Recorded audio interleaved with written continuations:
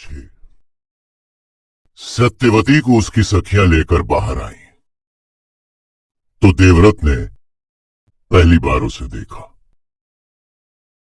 उन्हें विश्वास नहीं हुआ कि दासराज के इस कुटीर में ऐसी कन्या रहती आई होगी। दासराज की ऐसी पुत्री, न वैसा वर्ण न वैसा रूप। दासराज की पत्नी भी साथ ही थी। उसके रूप में कुछ भी असाधारण नहीं था। सत्यवती सचमुच असाधारण सुंदरी थी। केवट कन्या तो वो लग ही नहीं रही थी। लगता था जैसे किसी आर्य राजकुमारी ने नाटक में अभिनय करने के लिए केवट कन्या का नेपथ्य ग्रहण किया हो। उसका वय 25 वर्षों से ऊपर ही रहा होगा। सामान्यतः केवट घरों में इस वय तक कन्याएं अविवाहित नहीं रहती। संभव है कि दासराज को कोई उपयुक्त वर न मिला। संभव है सत्यवती किसी विशेष प्रकार के घर की इच्छा रखती हो। ये आपकी ही पुत्री है दासराज? देवव्रत के मन का प्रश्न उनके अधरों तक आ ही गया। मैं इसका पिता हूं युवराज, जनक नहीं, दासराज ने कहा। मछलियां पकड़ने गए केवटों ने इसे भी यमुना की जलधारा में बहते हुए पाया था। इसका रंग रूप और तेज बताता है कि ये किसी क्षत्रिय राजा की कन्या है। सत्यवती अपनी सखियों से विदा होकर अपने पिता के पास आई। कुछ बोली नहीं। उसने चुपचाप दासराज के कंधे से अपना माथा टिका दिया, जैसे लड़खड़ा कर गिर पड़ने से बचने के लिए व्यक्ति किसी स्तंभ का सहारा लेता है। दासराज ने अपनी बाह में भरकर बेटी को सहारा दिया। उसका स्वर भर्रा आया था, पर शब्द स्पष्ट थे। बेटी, मैं आजीवन तुझे अपने घर में नहीं रख सकता था। तुझे किसी क्षत्रिय राजा या राजकुमार के साथ जाना ही था। स्वेच्छा से न भेजता तो वे बलात् ले जाते। इस सौदे में तेरे सुख के लिए जो मैं अधिक से अधिक मांग सकता था वो मैंने मांग लिया है। अब तेरे लिए भगवान से यही मांगता हूं कि तू अपने पति के घर सुखी रहे। दासराज के शब्द खो गए। आगे की बात कहने के लिए उन्होंने अपनी हथेली से सत्यवती का कंधा थपथपा दिया, जैसे कह रहे हो, जा बेटी जा, हमारे साथ तेरा संबंध यहीं तक था। सत्यवती ने एक बार आंखें उठाकर भरपूर दृष्टि से दासराज को देखा। उसकी आंखों में कोई भाव नहीं था, जैसे मनुष्य की आंखें ना हो, देखने भर का कोई यंत्र हो। वो धीरे धीरे चलती हुई रथ तक आई। दासियों ने उसे सहारा दिया और वो अपने लिए लाए हुए खाली रथ पर आरूढ़ हो गई। उसे बैठ गई देख देवव्रत अपने रथ में आ गए और बिना कुछ सोचे और कहे अपने अभ्यास के अनुसार प्रयाण का संकेत देने के लिए अपनी बांह उठा दी। रथ चल पड़े। उनके पीछे पीछे अश्वारोही चले। यमुना का तट छोड़कर उनका दल कच्चे मार्ग पर आ गया। कच्चा मार्ग समाप्त होते ही रथ और अश्व राजमार्ग पर सरपट भाग चले। सत्यवती के बाहर आते ही देवव्रत के मन में पहला भाव प्रसन्नता और उल्लास का ही जागा था। उससे भी ऊपर उनके मन में शायद कोई बहुत बड़ा असाधारण मूल्य चुकाकर कुछ असंभव उपलब्ध कर लेने का भाव था।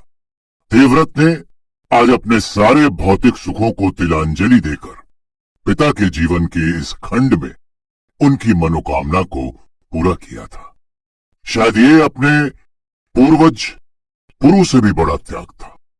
पुरु ने तो एक निश्चित अवधि के लिए पिता ययाति की वृद्धावस्था लेकर उन्हें अपना यौवन दिया था।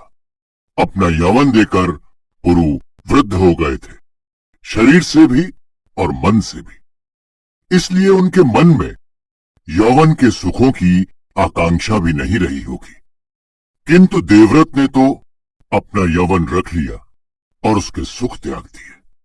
सुखों के अभाव में जलने के लिए पुरु ने बदले में अनाधिकारी होते हुए भी अपने पिता से उनका राज्य पाया था।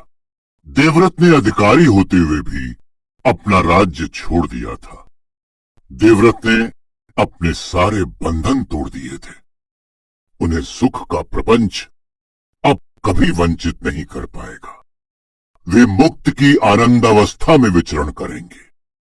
पर दासराज ने क्या कहा था अपनी पुत्री से? तुझे किसी क्षत्रिय राजा या राजकुमार के साथ जाना ही था। क्या दासराज अपनी पुत्री को चक्रवर्ती की पत्नी बनाकर भी प्रसन्न नहीं है? इससे अधिक और क्या कामना हो सकती है एक पिता की? केवट की कन्या महारानी बन गई, कुरु राज्य के भावी शासकों की माता बन गई।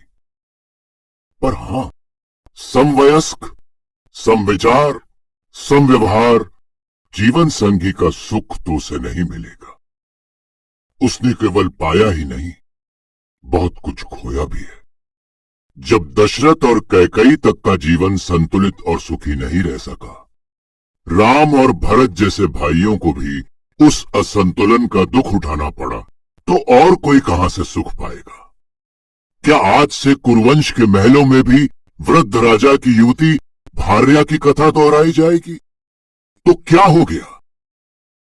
देवव्रत ने स्वयं ही प्रतिवाद किया, कैकेयी राम को वनवास ही तो देगी। मैं तो पहले ही स्वयं को वनवासित कर चुका। ठीक है, जैसे किसी और मन ने कहा, कभी सत्यवती के मन में भी बैठकर देख, वो अपने लिए कैसे वर की कामना कर रही थी। उसने भी तो अपने वर, अपने प्रेमी, अपने पति का कोई चित्र बनाया होगा, और वो चित्र किसी भी दशा में महलों में सोने के पलंग पर पड़े एक कामातुर वृद्ध राजा का नहीं होगा, जो अपनी आसक्ति के कारण अनेक लोगों की इच्छाओं और कामनाओं का दमन कर सकता है। देवव्रत के मन में अपराध बोध जागा। वे एक ही दिशा में अपने चिंतन के तुरंग क्यों दौड़ाए लिए जाते हैं? क्यों नहीं सोचते कि मार्ग दूसरी ओर से भी चलता है? क्या कर बैठे वे? हो सकता है कि सत्यवती का प्रेम का लक्ष्य कोई युवक रहा हो, कोई केवट, कोई तपस्वी, नदी पार करने वाला कोई व्यापारी, जब तब मिलने वाला कोई सेनाधिकारी। तभी तो विदा करते समय दासराज के शब्दों में इतनी असहायता, इतनी हताशा थी। तब क्यों देवव्रत को नहीं लगा कि दासराज के शब्दों में अपनी पुत्री को राजरानी बनाने का उल्लास कहीं नहीं है? तब क्यों नहीं सोचा उन्होंने कि भौतिक सुख ही जीवन का अंतिम सुख नहीं है? राजा की रानी बनना ही किसी युवती के मन की अंतिम अभिलाषा नहीं है। देवव्रत ने अपने लिए मान लिया कि सुख धन में नहीं है, इसलिए उन्होंने राज्य का त्याग कर दिया। तो उन्होंने यह कैसे मान लिया कि सत्यवती का सुख धन में है? केवल इसलिए क्योंकि सत्यवती एक निर्धन की कन्या है। ऐसा क्यों नहीं सोचा उन्होंने कि केवट के घर से राजमहल में लाकर उन्होंने सत्यवती के वे सारे सुख छीन लिए हैं जो उसे केवट की उस कुटिया में उपलब्ध थे। राजमहल में उसके लिए जिन सुखों की वे कल्पना कर रहे हैं, संभव है कि सत्यवती के लिए वो सुख ही ना हो। देवव्रत को लगा उनका एक और मन है जो ढेर सारा आक्रोश संचित कर रहा है, पर सत्यवती के मन में बैठकर वे बहुत नहीं सोच सके। उनका क्षत्रिय मन जैसे बहुत आवेश के साथ बोला, सारे शास्त्र कहते हैं कि माता पिता की इच्छा का पालन, उनकी इच्छा की पूर्ति मानव का पहला धर्म है। उन्हें आज तक यही उपदेश दिया गया था। आज जब उन्होंने अपने जीवन का सर्वस्व देकर अपने पिता के लिए उनके जीवन का सबसे बड़ा सुख खरीद लिया है, तो इस प्रकार की आपत्तियों का क्या अर्थ? श्रवण कुमार अपने माता पिता की इच्छा पूर्ति के कारण अमर हो गया। दशरथ पुत्र राम इसी प्रकार अपने पिता की इच्छा पूरी करने के लिए वन चले गए और अपने यौवन का सर्वश्रेष्ठ काल राजमहलों में नहीं, भयंकर वनों में बिताए। देवव्रत ने भी वही किया है, पर तर्क तो जैसे नाग जाल हो रहा था। सहस्त्रों नाग एक दूसरे से गुंथे पड़े थे। न किसी के शरीर का पता लगता था, न पूंछ का, बस फन ही फन दिखाई पड़ते थे। यदि कहीं किसी की पूंछ दिखाई भी पड़ती थी, तो जब तक देवव्रत उसे पहचान पाते थे, वो एक नया फन बनाकर उठ खड़ी होती थी। और वही फन सबसे अधिक भयंकरता से फुफकारने भी लगता था कि सबसे पहले मुझसे ही निपट लो। इस बार उन्हें लगा कि प्रश्नों का दुमुहा नाग फुफकार रहा है। पहले ये निर्णय कर देवव्रत कि तूने भौतिक कष्टों से बचने के लिए भौतिक सुखों को त्यागा है, या पिता की कामना पूर्ति के लिए अपने सुखों को तिलांजलि देकर स्वयं को जीवन के प्रत्येक सुख से वंचित किया है। उन्हें लगा कि इस दुमुहे नाग के दोनों मुंह को एक साथ पकड़ पाना शायद उनके लिए संभव नहीं है। वो तो जैसे इन दोनों ही प्रकार के गौरव से गौरवान्वित होने का सुख प्राप्त कर रहे थे। पर दोनों बातें कैसे हो सकती हैं? यदि धन, सत्ता और नारी से प्राप्त सुखों में सार नहीं है, तो उन्होंने कोई त्याग नहीं किया। जो श्रेष्ठकर था वही किया। पर यदि पिता की कामना कर संयोग सामने खड़ा नहीं होता, तो क्या तब भी वे इन सुखों को असार मानकर त्याग देते? और यदि ये सुख असार हैं, तो वो पिता के लिए उन सुखों को क्यों जुटा रहे हैं? क्यों नहीं उन्हें भी इन सुखों की निस्सारता दिखाते? क्यों उनके सामने प्रलोभन रखते? क्यों उन्हें उन सुखों की ओर और भी प्रवृत्त कर रहे हैं? क्या पुत्र के रूप में वो अपने कर्तव्य का पालन कर रहे हैं? और सहसा उनका मन इन शब्दों पर अटक गया। कर्तव्य का पालन ही तो कर रहे हैं वो। पिता की आज्ञा का पालन तो अधम पुत्र भी करता है। वे तो पिता की इच्छा का पालन कर रहे हैं। यही उनका धर्म था।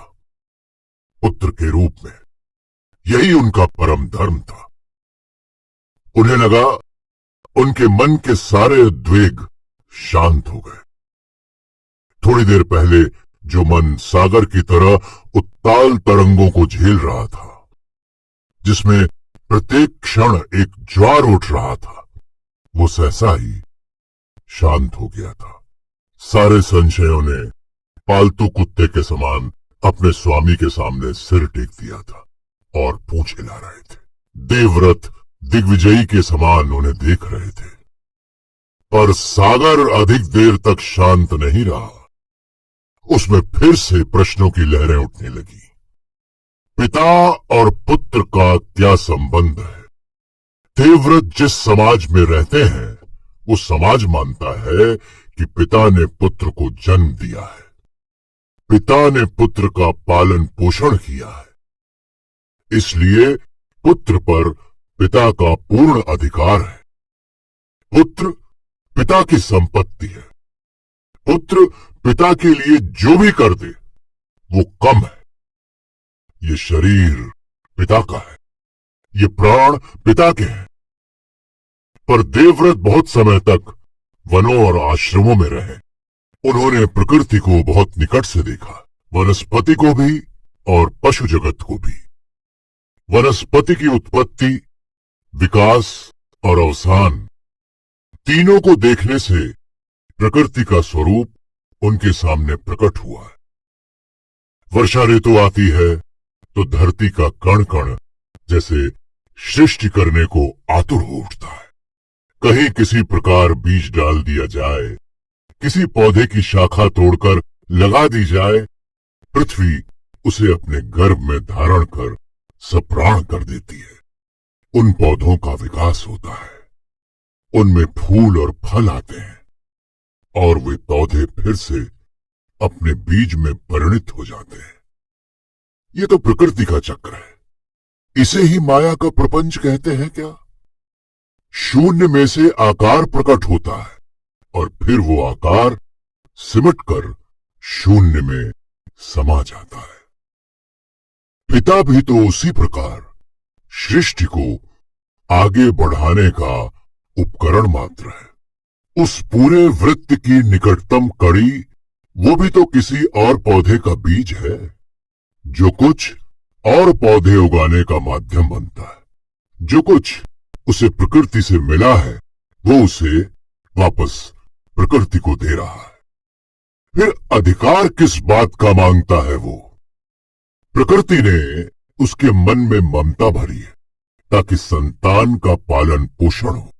मनुष्य अपनी वंचना को दूर करने के लिए संतान की इच्छा का कारण करता है। वंचित संतान की सुविधा के लिए स्वयं शरीर धारण नहीं करता।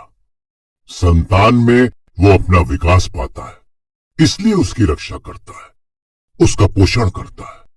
किंतु देवव्रत ने अनेक बार देखा है कि संतान के समर्थ होने पर पिता उसे अपने सुख का उपकरण मानने लगता है। पिता क्यों चाहता है कि उसके असमर्थ बुढ़ापे को सुखी बनाने के लिए युवा संतान अपनी सारी जिजीविषा का दमन कर ले? अवसान की ओर बढ़ता हुआ पौधा क्यों चाहता है कि विकासोन्मुख पौधा पल्लवित और पुष्पित ना हो? पिता क्यों अपने पुत्र की ऊर्जा, प्राणवत्ता और उल्लास को स्वतंत्र रूप से विकसित होने नहीं देना चाहता? क्यों वो चाहता है कि वो अपना सामर्थ्य, अपना उल्लास अवसानोन्मुखी पिता की झोली में डाल दे? पिता भी तो मनुष्य है, उसमें भी मानवीय दुर्बलताएं हैं। उसकी बुद्धि भी उसे धोखा दे सकती है। फिर उसकी ही इच्छाएं, कामनाएं, निर्णय क्यों सत्य हैं? पिता और पुत्र की इच्छाएं दो स्वतंत्र व्यक्ति की इच्छाएं होने के कारण समान रूप से महत्वपूर्ण है। फिर पिता की इच्छा पूर्ति ही क्यों धर्म है? सहसा देवव्रत चौंके। ये सब क्या चल रहा है उनके मन में? पितृद्रोह? क्या वे अपनी इच्छा से किए गए अपने निर्णय से असंतुष्ट है? क्या उन्हें पश्चाताप हो रहा है? और देवव्रत ने जीवन में पहली बार अपना रूप पहचाना। उनके चिंतन और कर्म के धरातल अलग अलग है। गुरुकुलों में पढ़े हुए शास्त्र, गुरुजनों के उपदेश और नीतियां बहुत गहरे उतर गए हैं। सब उनके रक्त में कर्म करने की बारी आती है तो वे शास्त्र के नियमों को धर्म मानते हैं, पर चिंतन के क्षणों में उनका मन उन नियमों के विरुद्ध अनेक प्रश्न उठाता है। शास्त्र के धर्म की मूलभूत सत्ता को चुनौती देता है। कुछ कर नहीं पाते देवव्रत। उनका व्यवहार शास्त्र के धर्म को छोड़ नहीं पाता और उनका मन अपने प्रश्नों से मुक्त नहीं होता। इस द्वंद से देवव्रत का निस्तार नहीं है। पिता ने सत्यवती को पाने की इच्छा की थी। पुत्र धर्म का निर्वाह करने के लिए वे अपने पिता की इच्छा पूर्ति हेतु सत्यवती को उसके पिता से मांग लाए हैं। पर जब उनका मन प्रश्न उठाने लगता है कि पिता की एक अनुचित इच्छा की पूर्ति उनका धर्म क्यों है, सत्यवती को उसकी इच्छा जाने बिना शांतनु की पत्नी बनाने के लिए देवव्रत को सौंप देने का दासराज को क्या अधिकार था? किंतु उन्हें इन प्रश्नों का कोई उत्तर नहीं मिलता। धर्म क्या है? अधिकार क्या है? स्थापित अधिकार को चुपचाप मान लेना धर्म है या अधिकार के औचित्य का प्रश्न उठाना धर्म है? देवव्रत का सिर जैसे प्रश्नों की ज्वार से फटने लगा। धर्म क्या है? धर्म क्या है? देवव्रत कुछ भी समझ नहीं पाते। उनका मन जैसे हार मानकर अपना सिर टेक देता है।